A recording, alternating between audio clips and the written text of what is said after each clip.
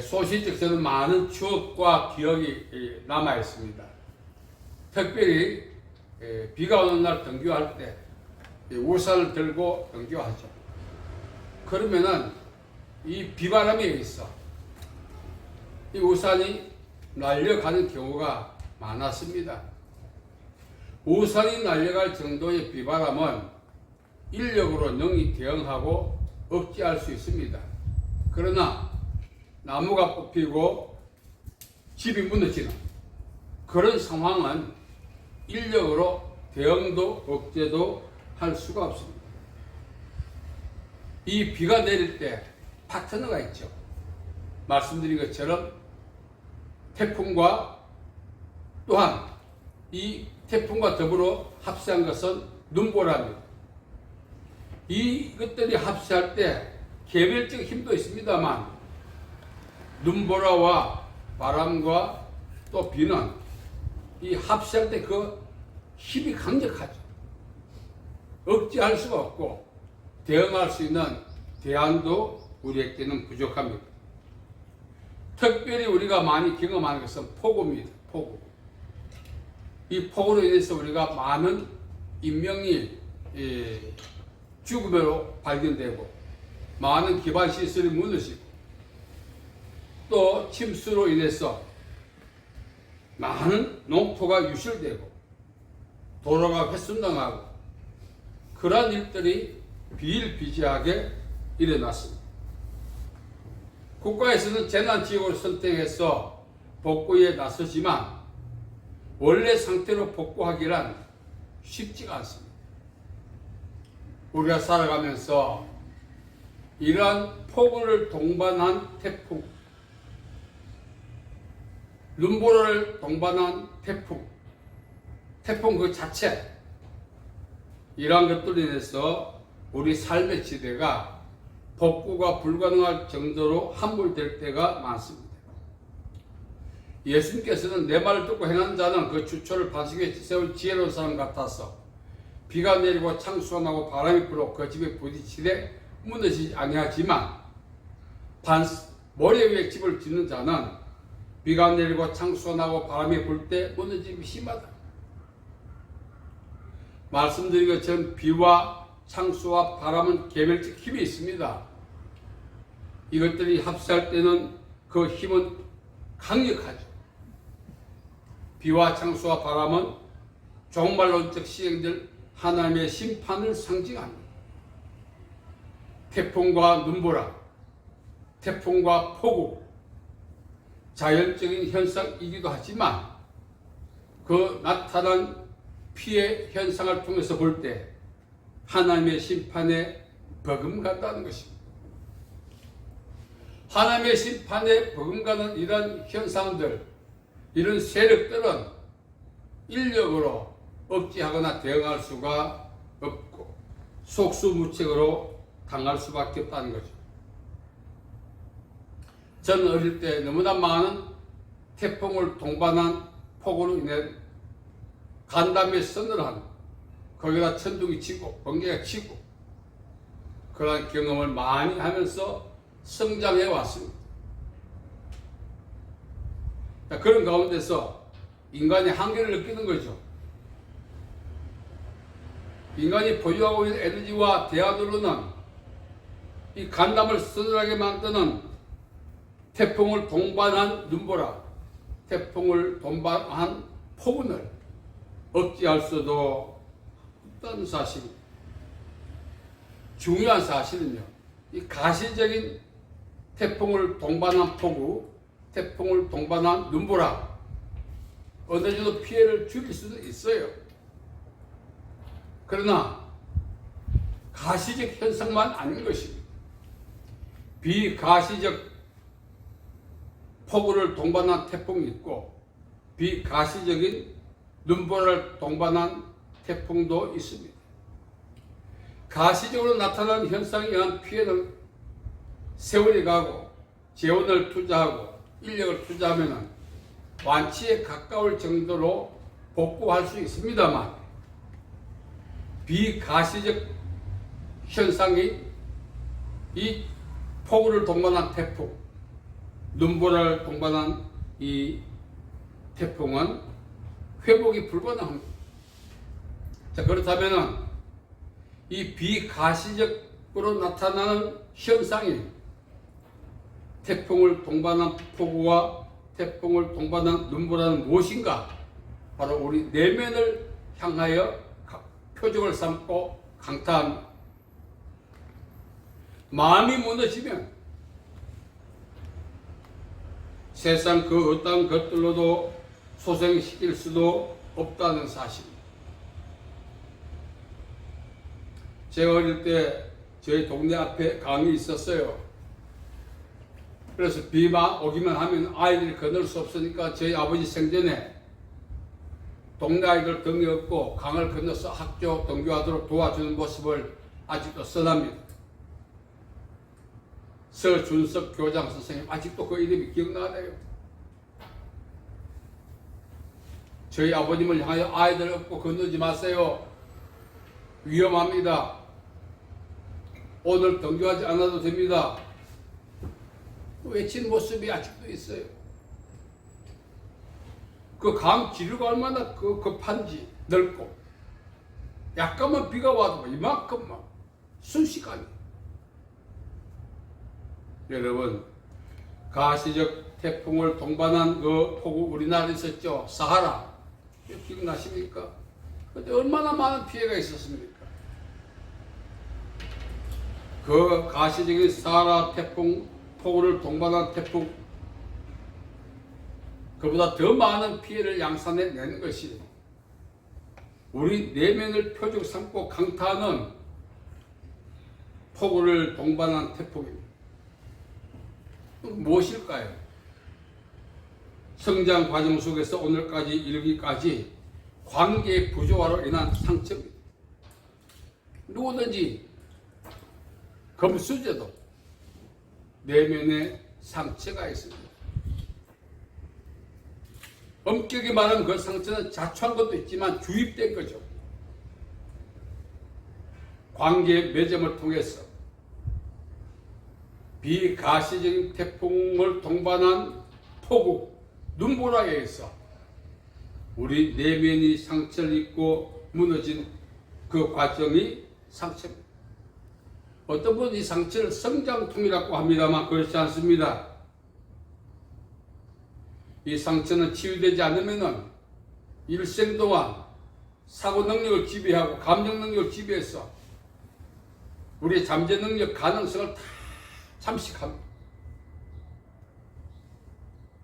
바보처럼 살게 만듭니다. 그래서 창조적인 자기의 잠재 능력을 개발하기 위해서는 과거의 성장 과정 속에 자기 내면을 표적 삼고 강타했던 폭우를 동반했던 폭풍, 눈보라를 동반했던 폭풍, 이 상처를 치유받아야 한다는 사실입니다. 제 주위도 보면 허우대만 멀쩡한 분 많아요. 덩치는 거인 같은 마음이 여려. 그거 좋은 현상 아닙니다. 그거 다 이유가 있는 것입니다. 그런 마음의 고통을 처리받지 못한다면 얼마든지 헌신하고 얼마든지 성장할 수 있는 그 모든 가능성들이 차단당하는 것입니다. 그래서 내면의 상처를 치유하면 치유할수록 성장하고 헌신의 지수가 높아지게 되었다는 사실입니다. 또한 마귀의 공격이 있습니다. 도시경영선 도둑질하고 죽이고 멸망시킨다고 했어요. 도둑은 세 가지죠. 첫째는 거짓 선지자, 둘째는 거짓 교사, 이단이죠. 셋째는 마귀입니다. 인생을 살아가면서 어머니 탯줄 자르고 무덤에 매장되는 과정 속에 도둑을 한 번도 경험하지 않고 인생을 마감한 사람은 없습니다. 도둑의 실체가 다양하기 때문에 그렇습니다. 그 도둑으로 인해서 우리는 상처도 받지만 우리의 가능성이 잠식당하고 우리의 성장이 차단당하고 우리의 삶이 황폐해지게 된다는 것입니다. 중요한 것은 이 도둑은 임의로 공격하지 않습니다. 폭우를 동반한 그 태풍 같은 것들은 관계 매듭을 통해서 일방적으로 우리에게 주입되고 우리 심령을 표지 삼고 강타하지만 도둑에 의한 이런 영적 폭우는 우리가 자초한 것입니다. 마귀로 틈을 타지 못하게 하라고 했죠. 마귀의 공격, 영적 폭우, 영적 태풍의 주체가 마귀인데 이 마귀는 임의로 선별적으로 우리를 공격하지 않습니다. 합법적으로 공격해요. 마귀의 공격 합법은 무엇입니까? 틈이 있으면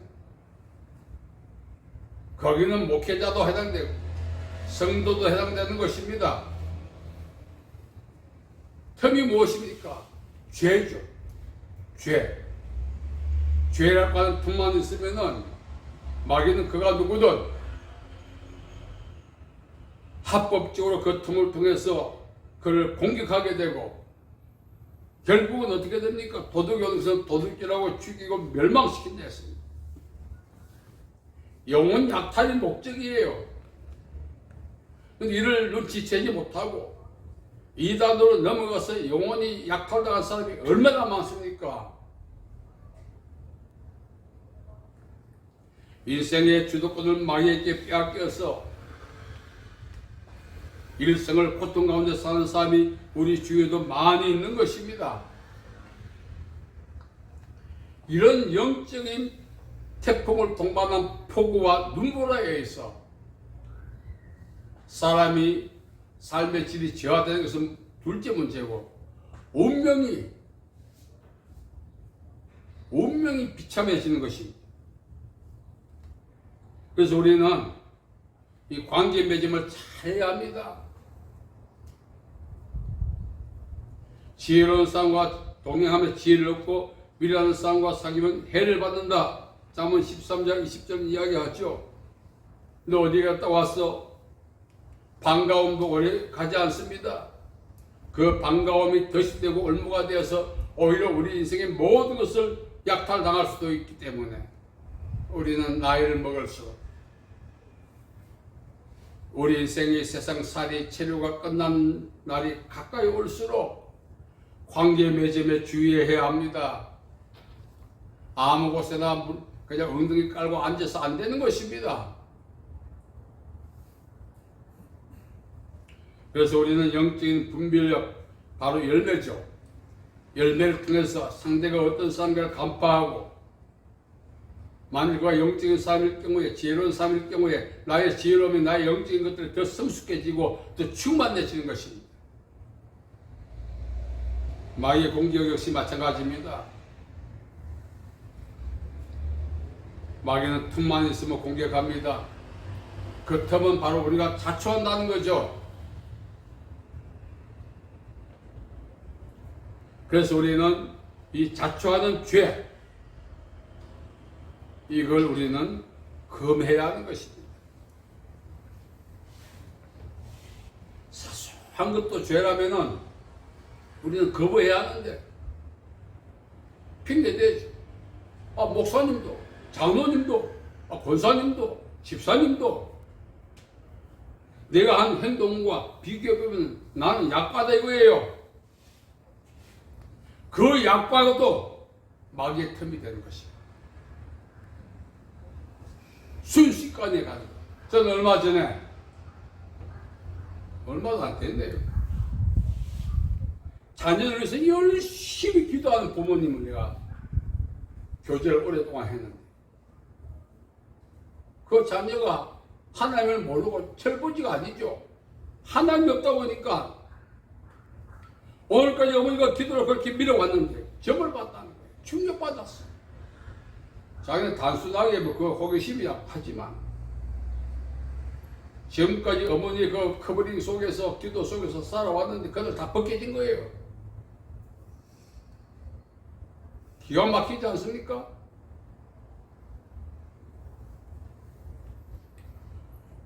나이도 많으시고 사실이 다 중만돼가지고 어머니 기도 오늘까지 왔다는 사실을 알고 어머니 기도가 자기 인생을 서포트할 수 있도록 살아 계신 동안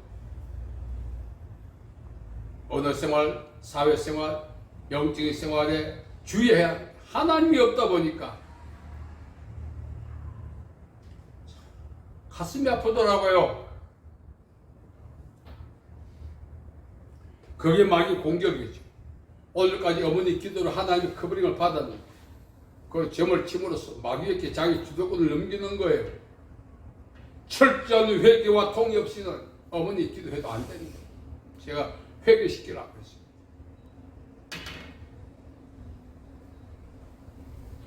마귀는요, 우는 사자를 했습니다. 제가 가끔 이제 그 SNS를 통해서 사자가 자기가 흙이 졌을 때 목표를 정하고 그 목표를 향하여 달려가는 모습을 SNS를 가끔 봅니다. 이야, 사자? 백수의 왕자 말이 맞더라. 손석같이 달려갔어.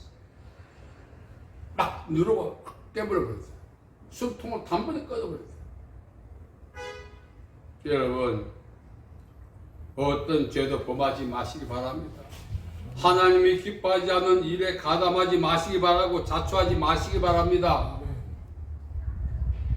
오늘까지 여러분 하나님 잘 숨기고 왔는데 순간 삐끗하면 그것은 끝입니다.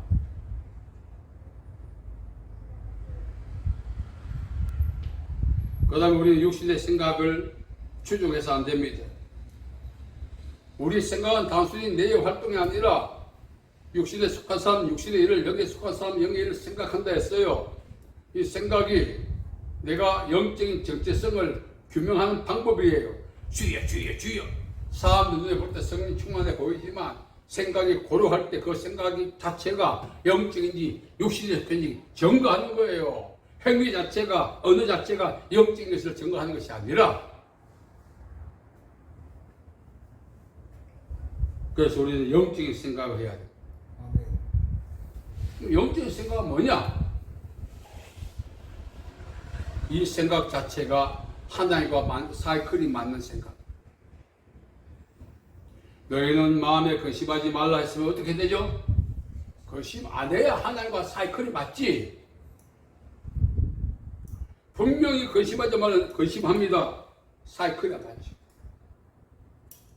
사이클 안 맞는 이 자체는 내가 육신에 속했다는 증거입니다. 나무는 열매로 안다고 예수님 말씀해 주셨어요.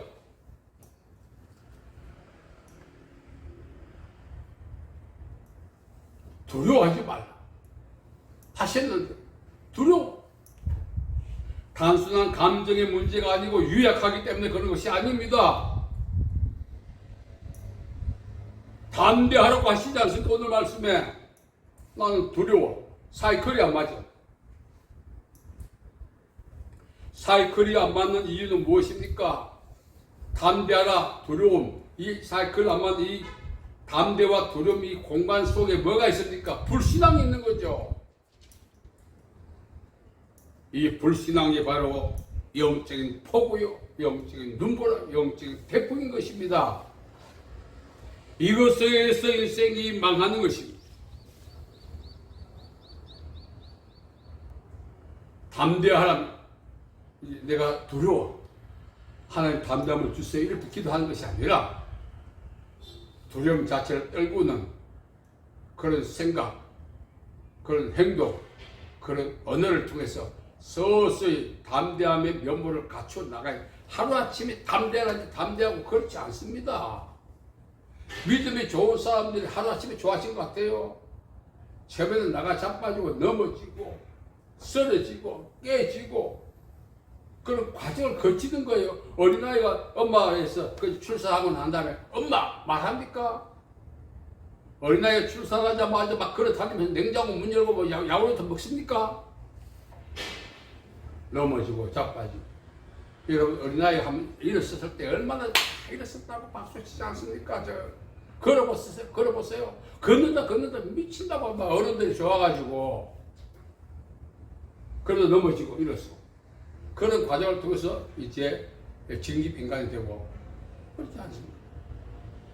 믿음 역시 마찬가지입니다. 가만히 앉아 생각으로 막 믿음 좋은 사람 돼가지고 기도하면 사람이 나고 막 기도하면 뭐가 되고 그거 망상이에요. 그래서 우리는 넘어지고 일었어, 자빠지고 일었어. 두려워해도 부끄러워하지 말고 다시 담대함을 갖도록 노력하고 이런 과정을 통해서 그렇게 만들어져 가는 것이지. 제가 이제 얼마 전에 붕어빵 이야기했는데 붕어빵 기술자가 나와가지고 다리미 붕어빵을 구워도요. 그 밀가루 양과 파테 양과 그 다음에 붕어빵이 덜 익은 것도 있고 완전히 익은 것도 있고 다리미도 별 볼일 없더만요. 먹는 사람이 배고파서 맛있다 해야 좋은 거지. 뭐. 잘 구워봐도 소용없어요. 여러분 말씀드렸습니다. 오늘까지 살아오면서 마음에 상처가 있지 않습니까? 그걸 처리해야 돼요. 어떻게? 용서를 통해서. 그거 놔두면 안 돼요. 일생 방어의 기제를 형성해가지고 사람들이 도와주러 가도 하나님께서 사람의 모습으로 나타나서 도와주러 가도 밀어버린다. 왜? 방어 기제. 상처를 치유받아야 사람들이 자기를 도와주러 갈 때 오케이. 하나님이 나타나서 더 오케이. 마귀의 틈도 없애야 됩니다. 바늘 구멍에 황소 바람이 들어온다 하지 않습니까? 그래서 우리는 거룩하게 살고 말씀대로 살아서 마귀가 나를 농약하려고 하는 기회, 빌미를 주지 말아야 하는 것입니다. 아멘. 마지막 말씀드렸죠? 생각을 바꿔요. 저는 이렇게 대화하다 보면 저도 그러한 생각이 있어서 남들이 제 말할 때 이 말이 생각에서 왔기 때문에 제 말 듣는 사람이 기가 막힙니다. 답답해한 사람이 있어요. 저도 인정해요. 너 왜 생각이 그 모양이냐? 내 생각을 어떻게 그분이 읽었어요? 뭐 도사라서 이 생각이 말로 남았거든. 말과 생각이 연결되어 있거든. 그래서 제 말을 갖고 너 말 그밖에 못해 하지 않고 네 생각이 왜 그 모양이냐 하지 않습니까? 우리는 영적인 생각을 해야 돼요. 하나님이 하라면 하고 하지 말면 안 해야 돼요. 아멘. 오늘 많은 사람들이 이 마음의 웅벽을 어떻게 하면 견고하게 하는지 방법을 몰라서 태풍을 동반한 폭우가 임하면 그냥 쓰러지고 태풍을 동반한 눈보라가 임하면 갈피를 못 잡아요. 그래서 오늘 우리는 이 강하고 담대하라고 말씀하신 이상 지금까지 내가 연약했고 그 다음 두려움이 있었다면 강한 마음이 되도록 노력하고 시도하고 실패해서 부끄러워하지 말고 또 하고 그래서 완전한 대로 나아가야 되는 것입니다. 아멘. 방금 말씀드렸지 않습니까? 출산한 아이가 금방 걷고 말하지 않고 냉장고문 열고 야구르트 빼지 않습니다. 우리 역시 실패를 각오하고 일어서고 넘어지고 일어서고 그런 거듭을 통해서 건강한 그런 성도가 되셔야 되는 것입니다. 아멘. 어떤 상황 앞에서도 주눅들지 않고 살아요. 옛날 고대 안암병원 이시영 박사가 있었어요. 그분이 배짱으로 삽시다 한 책을 썼습니다. 예. 그래서 말미에 보면 제가 말한 배짱은 똥배짱이 아닙니다. 우격 따지면 똥배짱이 아닙니다. 제가 말한 배짱은 대면에서 솟아오르는 결단하고 행하는 진정한 용기입니다. 그렇게 했어요. 그 말이 가슴에 울리거든요. 우리 똥배짱이지 않습니까? 억지를 부리고. 그래서 그 배짱이 인생을 행복하게 합니다. 지금도 울립니다. 여러분, 마음을 강하게 하라고 했습니다. 우리 버전으로 배짱으로 올바른 용기를 갖고 올바른 결정을 하고 올바른 결단을 하고 올바른 행동을 해라. 그런 뜻이기도 한 것입니다. 그렇게 살아서 우리 남은 인생 견고한 마음, 어떤 상황 앞에서 주눅들지 않고 믿음으로 승리하는 복된 남은 생애 되시기를 예수님의 이름으로 축복합니다. 아멘. 살아계신 아버지 하나님, 은혜와 자비와 사랑을 감사합니다. 오늘까지 주눅들고 유약했던 우리 삶을 청산하고 오늘부터 강하고 담대한 마음으로 살기를 원하오니 붙들어 주시고 우리 마음을 새롭게 하여 주시옵소서. 아멘. 예수님의 이름으로 기도하옵나이다. 아멘. 아멘.